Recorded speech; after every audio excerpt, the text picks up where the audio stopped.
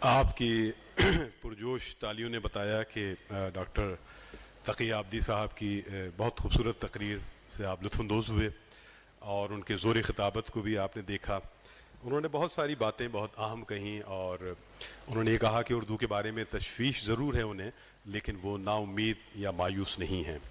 مشاعروں کی طرح مشاعروں پر بھی بہت گفتگو کی انہوں نے اور تعلقات عامہ کی وبا پر کو جو ہے بار بار تنقید کا نشانہ بنایا، اور یہ بات صحیح بھی ہے.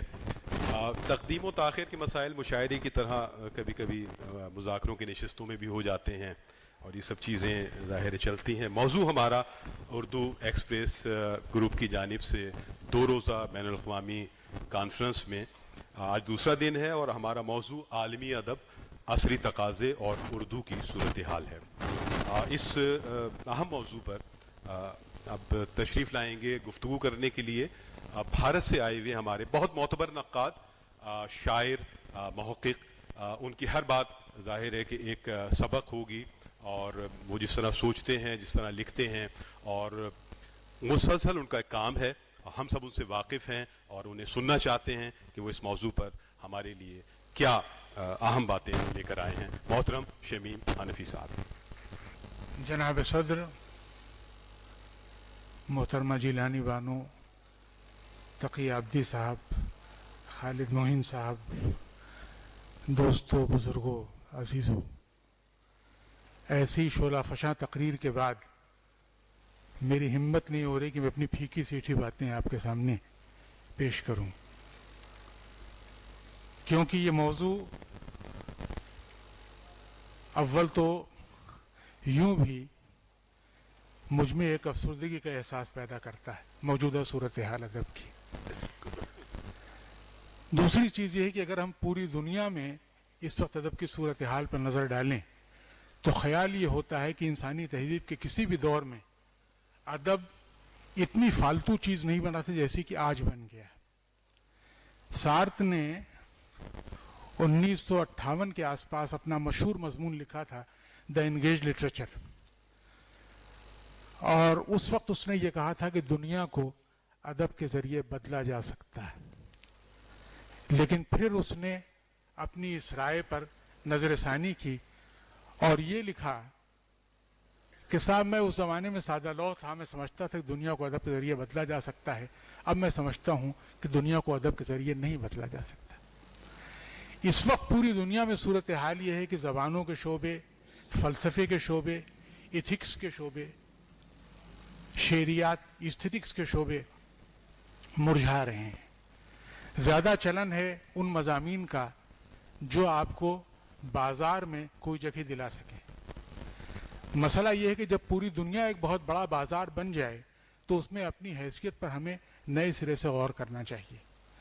حضرت علی کا ایک قول جو مجھے بہت پسند ہے، میں نے اپنی ایک کتاب شروع ہی اسی سے کی تھی، وہ یہ کہ یہ لوگ جو جاگ رہے ہیں دراصل یہ سو رہے ہیں اور انہیں پتہ نہیں کہ یہ سو رہے ہیں. تو گویا کہ یہ پورا زمانہ جو آپ کو چہل پہل، رونق، شور شرابہ، ہنگامے، خطابت، تقریر، یہ سب جو کچھ دکھائی دے رہا ہے، یہ سب گویا کہ کسی قسم کا ایک کہنا چاہیے ایک طرح کا عمل تنویم ہے. یعنی مسمرائز کر رکھا ہے کسی نے پورے معاشرے کو. کیا چیزیں ہیں ہم سب جانتے ہیں. آج کی سیاست نے، آج کی کنزیومرزم نے، بازار جیسے پھیلتا جا رہا ہے، فطرت سے آج کے انسان کی دوری نے ہمارے لیے جو مسائل پیدا کیے ہیں وہ عجیب و غریب مسائل ہیں. اور جب تک ان مسائل کا ذکر، ادب کی تفہیم، ادب کی تعبیر، ادب کی معنویت، ادب کی حیثیت، ادب کا مستقبل، ان سب مسائل پر غور کرتے ہوئے جب تک ان سوالات کو آپ سامنے نہیں رکھتے، آپ گویا کہ ان سوالات سے بالکل بے خبر گزر جائیں گے. ظاہر ہے کہ رجحانات اس وقت پوری دنیا میں ادب کے جو رجحانات ہیں ان کا تعین آپ تھیوریز کی مدد سے نہیں کر سکتے، نظریات کی مدد سے نہیں کر سکتے. ان کا تعین آپ کرتے ہیں اس تجربے کی مدد سے جسے انسانوں کی اکثریت جن تجربوں سے گزر رہی ہے. ادب کی پہچان کسی بھی معاشرے یا قوم کی معاشرتی، جغرافیائی، زمینی، تہذیبی، تاریخی صورتحال کے پس منظر میں کی جاتی ہے. ادب کی تحریر اوپر سے نازل ہونے والے کسی تصور، کسی نظریے کی روشنی میں نہیں کی جا سکتی. مثال کے طور پر ایک ہی زمانے میں ایک ہی ملک میں لکھے جانے والا ادب ایک دوسرے سے اتنا مختلف کیوں ہوتا ہے؟ فیض صاحب نون آروی کے معاصر تھے، ہم عصر تھے، دونوں ہم عصر تھے. دونوں میں کون سی قدریں ایسی ہیں جو مشترک ہیں اردو زبان کے علاوہ؟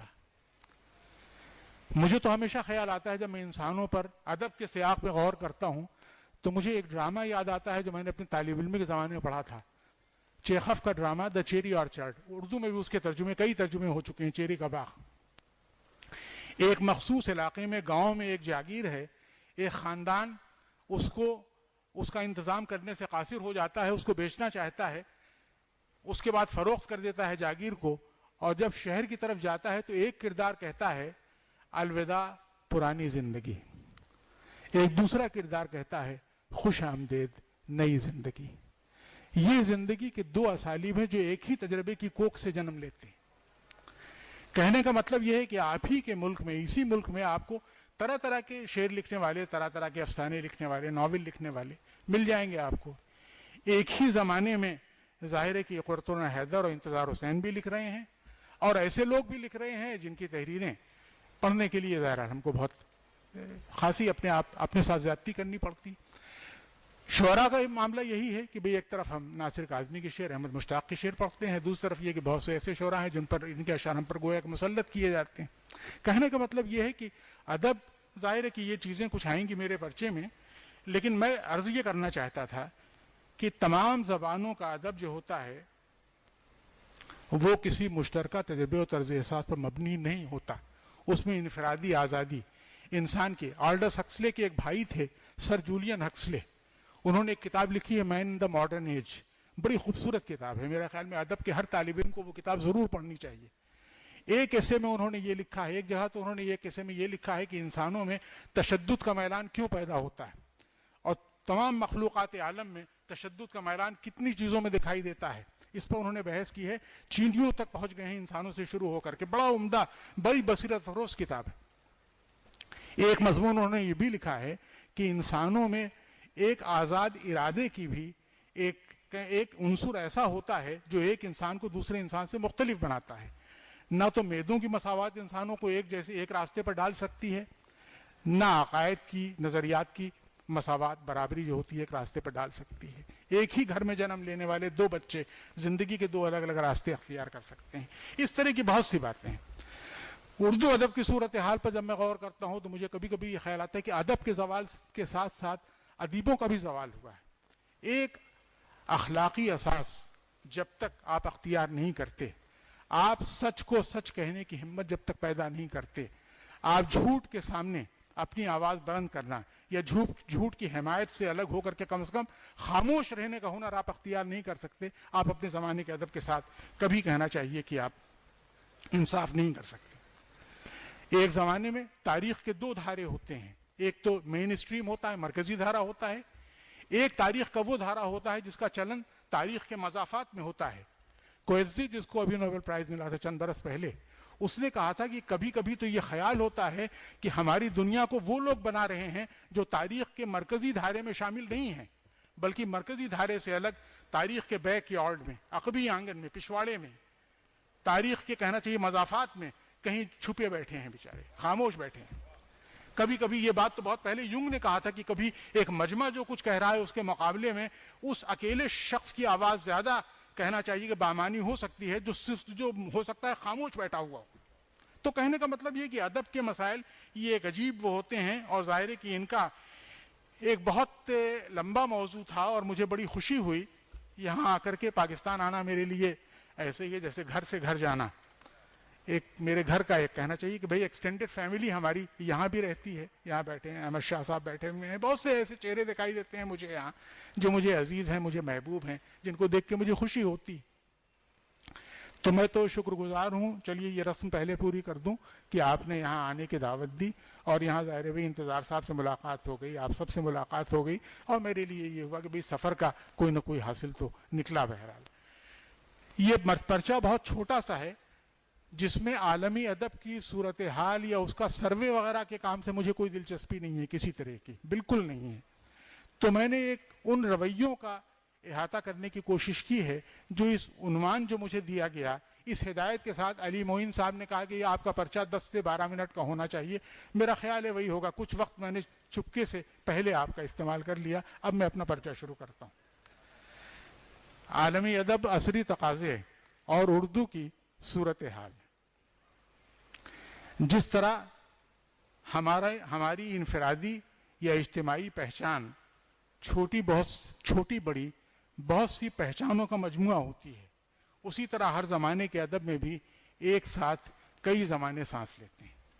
بہت عمدہ شعر ہے خورشید رضوی صاحب کا, جمع ہیں بزم میں سب رفتہ و آئندہ کے لوگ, ایک زمانے میں ہے موجود زمانے سارے. ادب کے زمانے اور فسانے واقعی عجیب و غریب ہوتے ہیں, اور ایک ایسے زمانے میں جب ہماری دنیا سمٹا کر ایک عالمی گاؤں کے دائرے میں دیکھی جا رہی ہو, ہمارے ادب, تمہارے ادب یا ان کے ادب کی بات کرنا کچھ ترقی یافتہ ذہنوں کے